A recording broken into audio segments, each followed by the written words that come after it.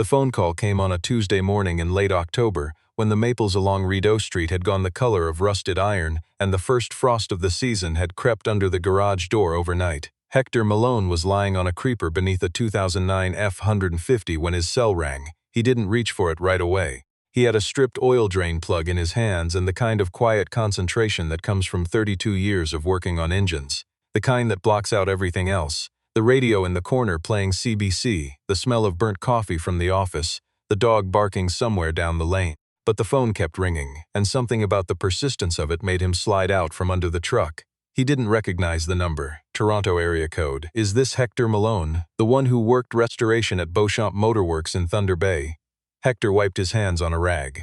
That's me. My name is Jonathan Frey. I represent the estate of a man named Aldous Vickers. Mr. Malone, I'm going to ask you something that's going to sound unusual.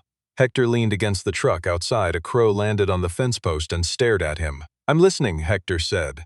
Vickers passed away 6 weeks ago. He was 91 years old, and for the last 40 years of his life he stored a 1964 Aston Martin DB5 in a climate-controlled building on his property north of Halliburton. He never drove it, never sold it, never let anyone touch it. Jonathan Frey paused as if to let that settle. His will contains a single condition for the distribution of his estate.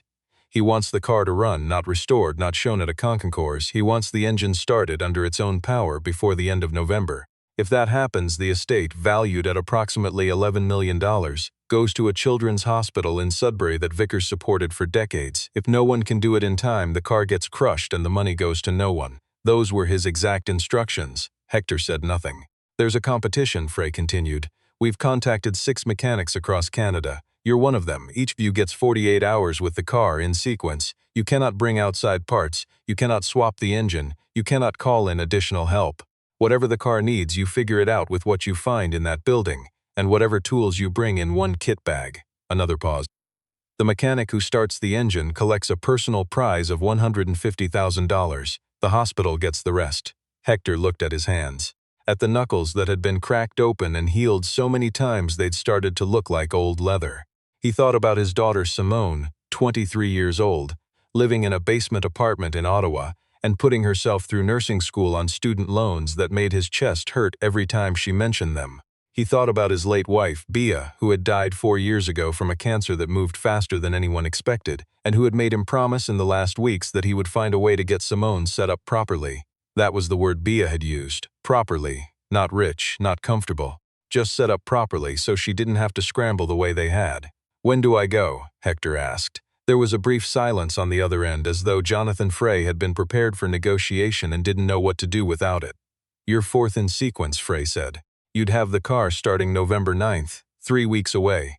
Hector looked at his appointment book, which was held together with a rubber band and coffee stains. He had 6 oil changes and a brake job and a transmission flush on the schedule for that week. He called his neighbor's kid, a 20-year-old named Cody, who'd been asking for part-time work since September. You're in charge for 3 days, Hector told him. Don't let anyone talk you into anything that isn't on the list. He started making calls that same afternoon. What most people didn't understand about old cars, really old cars, the kind that had been sitting for decades, was that the problem was never just one thing. It was never a dead battery or a blown fuse or a stuck valve. It was everything at once, and the challenge wasn't fixing each thing individually. The challenge was understanding which things were causing which other things and which order to address them in, so you didn't spend 12 hours chasing a symptom and miss the disease underneath. Hector had learned this the hard way on a 1958 Packard that had come into Beauchamp's back in 1997. The owner had been convinced the problem was electrical. Hector had been 26, working under a senior mechanic named Garth, who had the patience of a man who'd never once been in a hurry. Garth had walked Hector around the car for 45 minutes before they touched a single tool. Tell me what you see, Garth kept saying, and Hector kept saying the wrong things, the cracked hoses, the dust on the distributor, the faded paint, until finally Garth crouched down beside the front wheel well and pointed at something. A tiny deposit of crystallized fuel residue, barely the size of a fingernail inside the wheel arch. The fuel line had been weeped for years, slowly, and the varnish buildup in the injection system was so severe the car had starved itself to death, not electrically but chemically. 3 hours of careful cleaning and the Packard ran.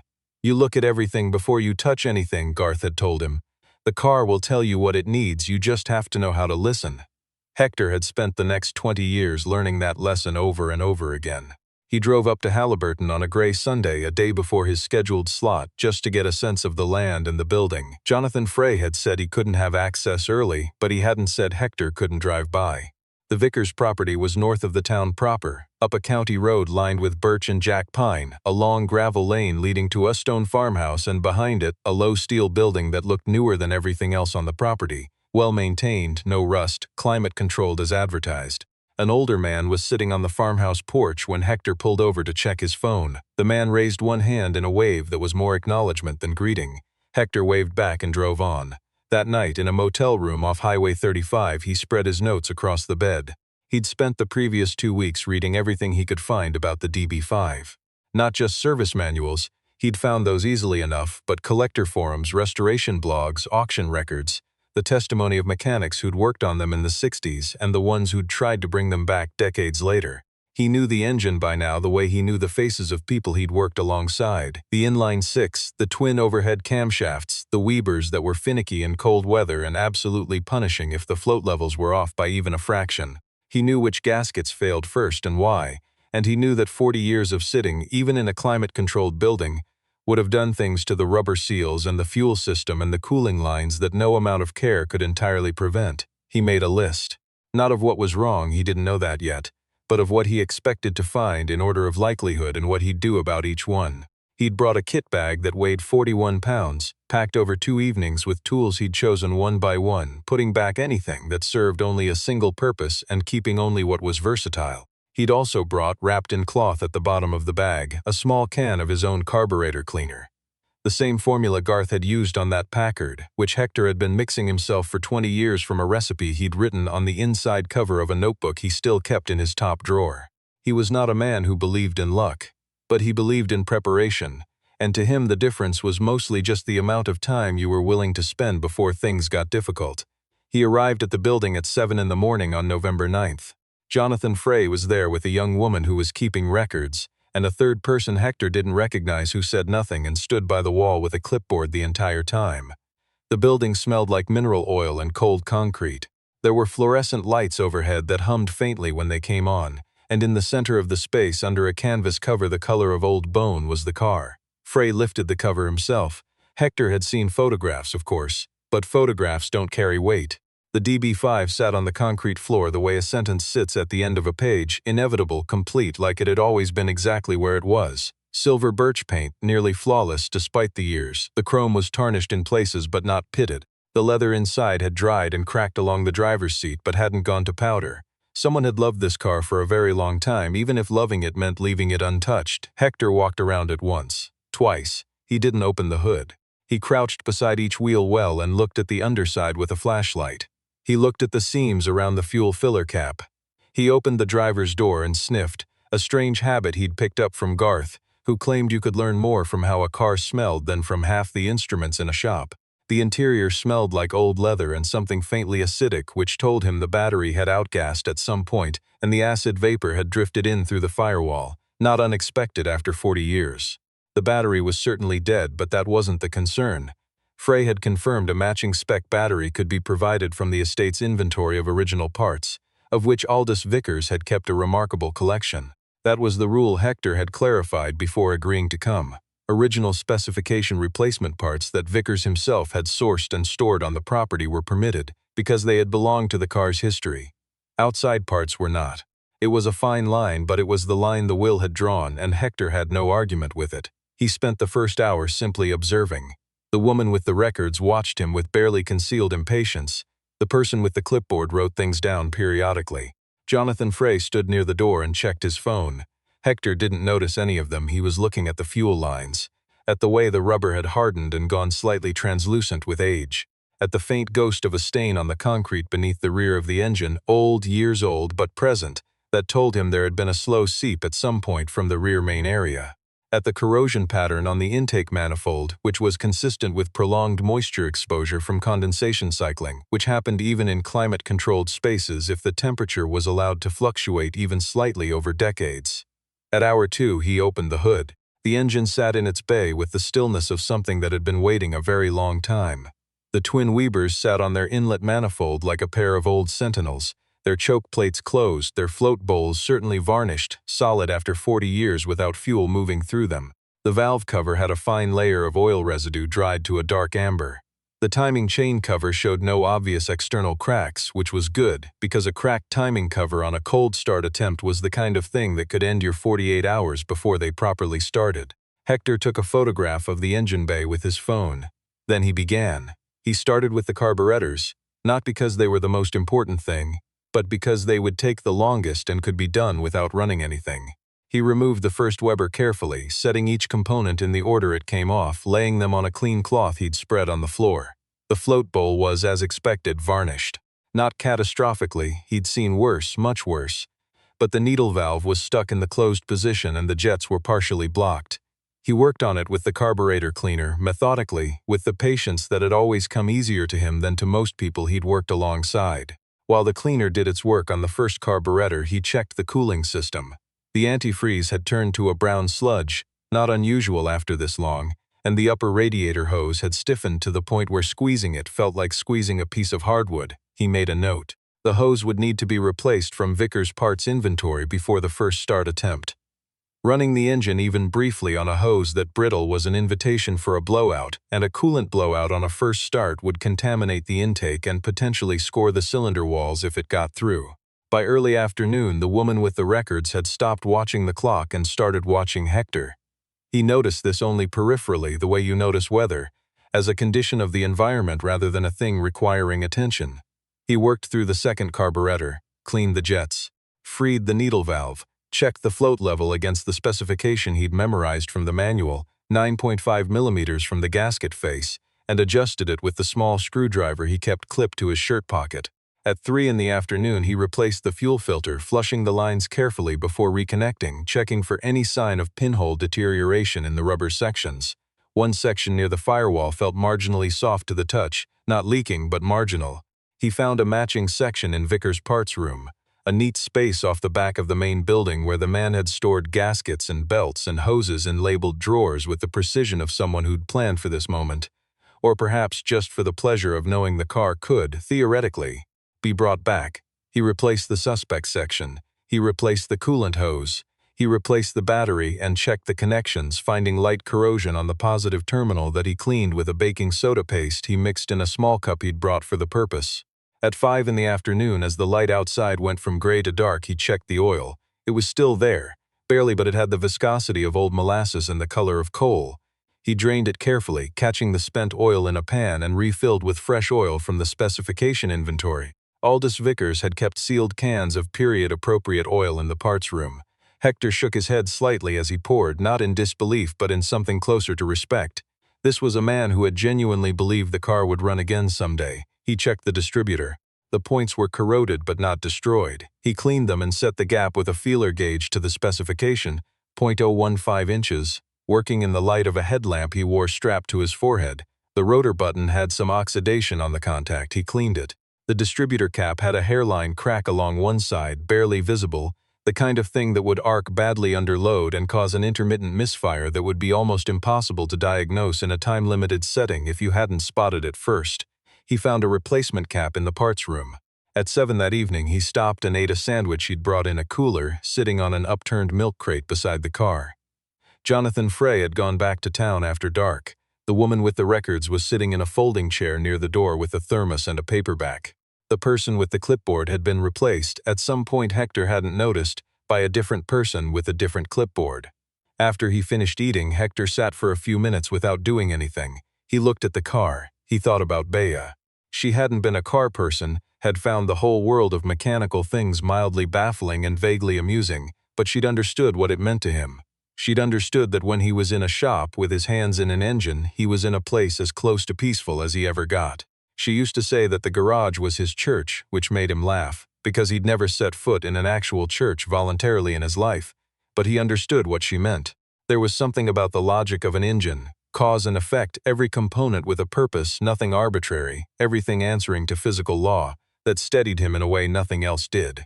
Life was full of things that didn't make sense. Engines always made sense, once you looked closely enough. He thought about Simone calling him last month, trying to sound casual about the fact that her student loan renewal had been delayed and she'd had to borrow money from a friend to cover November rent. She hadn't asked him for anything, she never did. That was the thing about Simone. She had B's same quality of pretending the difficult things weren't quite as difficult as they were, so the people she loved wouldn't worry. He'd listened to her voice and known she was scared, and he'd felt the same helplessness he'd felt in the last months of B's illness. The helplessness of someone who was very good at fixing things and had run up against something that couldn't be fixed. He stood up, finished his coffee, and went back to work. He spent the next 2 hours going through the ignition system. He checked every wire connection for brittleness and corrosion, found a wire on the number 3 plug that had lost its insulation in a section about 3 centimeters long, not long enough to cause a full short but enough to cause inconsistent firing under load. He carefully wrapped it with tape from his kit, a temporary repair that would hold long enough for a start attempt. He made a note to note the note to Frey because an inspector would reasonably want to know. He pulled each spark plug, examined them under the headlamp. 2 were carbon-fouled, expected after decades of sitting, but not damaged. He cleaned them and reset the gaps. The other 4 were in reasonable condition. At 11 that night, he decided to try the first start. The building was very quiet. The woman with the records put down her book. The person with the clipboard stood up from the chair. Hector primed the carburetors manually, a few pumps of the accelerator pedal to get fuel into the bowls, which he'd confirmed were filling correctly from his pre-check. He made sure the choke was in the correct position for a cold start. He checked the throttle linkage moved freely. He listened for a moment to the silence of the building. Then he reached in and turned the key. The starter motor turned, a sound like something ancient waking, a low grinding revolution once, twice, and then nothing caught. He waited 30 seconds and tried again. The motor turned more freely this time, as if things were loosening up, and on the 3rd revolution there was a sound that was not quite a fire but was something close to it. A pressure change in the engine, a hint of life, and then it faded. He sat back and thought. The fuel was getting through. He could smell it. The spark was happening. He'd confirmed continuity on the ignition circuit. The compression would be the next question. He hadn't done a compression test yet, which he should have prioritized earlier, and he felt the mild self-correction of a man who knew his own process well enough to notice when he deviated from it. He retrieved the compression gauge from his kit and tested each cylinder in sequence. Cylinders 1, 2, 4, 5, 6, within the acceptable range, slightly low but consistent with a cold engine that hadn't run in 40 years. Cylinder 3, noticeably lower than the others. Sat with this information for a moment. A low cylinder could mean a worn ring. It could mean a slightly bent valve. Possible if the engine had experienced any moisture intrusion through the intake. It could also mean a sticky valve that would free itself on the first few revolutions if given enough encouragement. He had no way to borescope the cylinder without equipment he hadn't brought, and he couldn't pull the head without violating the time he had remaining. What he could do was add a small amount of oil through the plug hole of cylinder 3 and retest, which would tell him whether the issue was ring-related or valve-related. If the compression came up with oil present, it was rings, and there was nothing he could do about that in this setting. If the compression stayed low, it was valves, and a sticky valve had a chance of freeing itself on start. He tested. The compression in cylinder 3 came up slightly, but not to the level of the other cylinders. A mixed picture, possibly rings with a valve component on top. He sat on the milk crate and looked at the car. It was midnight. He had 32 hours left. The decision he was facing was the kind that separated mechanics who were technically skilled from mechanics who understood engines in a deeper way. The technically skilled approach was to accept that cylinder 3 was compromised and attempt to start anyway, hoping the engine would run on 5 cylinders adequately enough to satisfy the condition. The other approach, Garth's approach, the approach that had shaped everything Hector believed about this work, was to trust what the car was telling you and respond to it rather than working around it. Cylinder 3 was telling him something. The compression test with oil had given him a partial result, which meant the story wasn't finished. He went back to the plug hole with his headlamp and looked inside as best he could from this angle. He could see faint scoring on the cylinder wall, very faint, but it was there. He sat for a long time. Then he went to the parts room. Aldous Vickers, it turned out, was an extraordinary man. The parts room contained, in addition to the gaskets and hoses and filters and belts Hector had already accessed, a row of wooden boxes along the far wall, each one labeled in a handwriting so small and precise it looked almost mechanical. Hector read the labels one by one with his headlamp. The 4th box from the left was labeled, Cylinder Components Matched Set 1964 Spec. Inside the box, wrapped in oilcloth and sealed with wax paper, was a complete set of piston rings. Hector stood very still in the parts room for a moment. Aldous Vickers had not just loved this car. He had prepared for it in the most specific and meticulous way possible, had sourced original specification piston rings and stored them in the dark, ready for whoever might someday try to bring the engine back. It was either the act of a man with great faith in the future, or the act of a man who simply could not bear the idea of the car never running again. Hector thought it was probably both. He went back to the main space and looked at the car, and then at the clock, and then at the car again. Pulling the head was a significant undertaking. It would take hours. But with the right result, Silser 3 properly sorted, rings replaced, the engine had a genuine chance. Without it, he'd be attempting a start on a cylinder that wasn't contributing, which meant a rough idle at best and a risk of fouling the cleaned plugs at worst. He made his decision. He began pulling the head at midnight. The woman with the records had fallen asleep in her chair by 2 in the morning. The person with the clipboard was still awake, watching Hector work with an expression that had shifted from detachment to something closer to attention. Hector didn't think about either of them. The head came off cleanly, which was a relief. No warping visible on the gasket face. He examined the valves with his headlamp. The intake valve on cylinder 3 had a carbon deposit on the stem that had seized it very slightly in the guide. Not completely stuck, but with enough resistance to be causing the compression leak. He cleaned it carefully, worked the stem free, checked the seat for pitting and found it acceptable. Then he replaced the rings on cylinder 3, fitting them from Vickers' oilcloth package with the care he'd have given to something irreplaceable, which in a sense they were.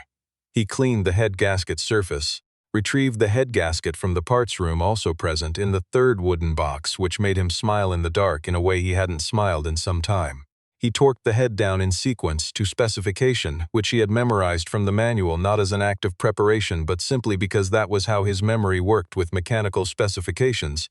They stayed the way faces stayed, effortlessly. He reinstalled the carburetors, he rechecked everything.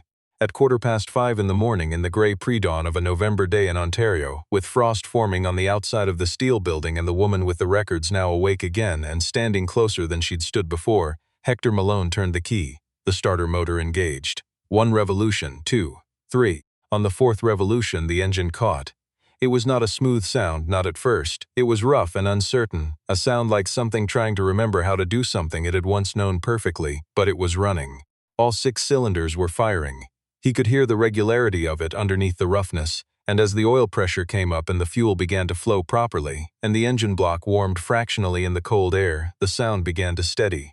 By the time 2 minutes had passed, it had settled into an idle. Not a perfect idle, it hunted slightly, which was the Webers needing a final synchronization that he'd get to once things had warmed up. But the engine was running, under its own power, on fuel and fire and 40 years of Aldous Vickers' patient faith in what a well-kept machine could still do. Hector stood beside the car and listened to it. The woman with the records was crying quietly, which surprised him and also, somehow, didn't. Jonathan Frey arrived at 6:30, having been called by the clipboard person at 5:15. He stood in the door of the building in a coat that wasn't warm enough for the November morning, and he listened to the engine for a moment without saying anything. Then he walked over to Hector and shook his hand. "Mr. Vickers would have been very pleased," Frey said. Hector nodded. He didn't say anything. He was still listening to the engine, which had settled now into a rhythm that was almost even, almost right, a sound that had last been heard 40 years ago, and that now filled the steel building and rose up into the cold air of the morning like something returning from a long distance. Later that day, after the paperwork had been signed and the calls had been made and Jonathan Frey had confirmed that the Children's Hospital in Sudbury had been notified, Hector sat in his truck in the parking area of the motel and called Simone. She answered on the second ring, groggy with sleep. "Dad? It's 7 in the morning. "I know," he said. "I just wanted to hear your voice." There was a pause on the line. Simone had always been able to read him. It was another thing she'd inherited from her mother, that particular attentiveness to the thing underneath the words. "Are you okay?" she asked. "I'm fine," he said. "Better than fine." He looked out the windshield at the birch trees at the edge of the motel parking lot, their white bark bright against the November dark. "I have some news for you, but first tell me how you are." And she did. She talked about her clinical placement, and the instructor who'd finally come around on her charting technique, and the friend who'd lent her the rent money and how she'd already begun paying it back, and the small things and the hard things and the ordinary things that made up a life being built. Hector listened to all of it, leaning back in the driver's seat with the truck not running and the windows slowly fogging the way they used to fog on winter mornings in the driveway when Simone was small, and he'd start the truck early to warm it up before the school run. and he'd sit in it alone for a few minutes before going back inside, just sitting in the quiet warmth of a running engine, which had always been enough. He thought about Bia, about the word properly, about what it meant and what it had cost and how long it had taken to find the way to it. When Simone finished talking, he told her about the phone call and the car and the building north of Halliburton and the 48 hours and the ring set wrapped in oilcloth in a wooden box in a parts room built by a man who had believed the car would run again someday. He told it all slowly and in order, the way he'd told her stories when she was young, and she listened without interrupting until he got to the part about the engine catching, and then she made a sound that was somewhere between a laugh and something else. "Dad," she said after a moment. "Yeah, that's really something. It is," he said. There was a silence between them that was not uncomfortable. The birch trees stood white in the early light. Somewhere down the road a raven called once and then went quiet. "Mom would have been proud of you," Simone said. Hector looked at his hands on the steering wheel, at the knuckles and the scars and the grease that never entirely came out, no matter how long you scrubbed. "I know," he said quietly. "I think she would have been proud of us both." He started the truck. The engine turned over on the first try, smooth and immediate, the way a well-maintained engine always did, and he sat for a moment in the warmth of it before putting it in gear and pointing it toward home.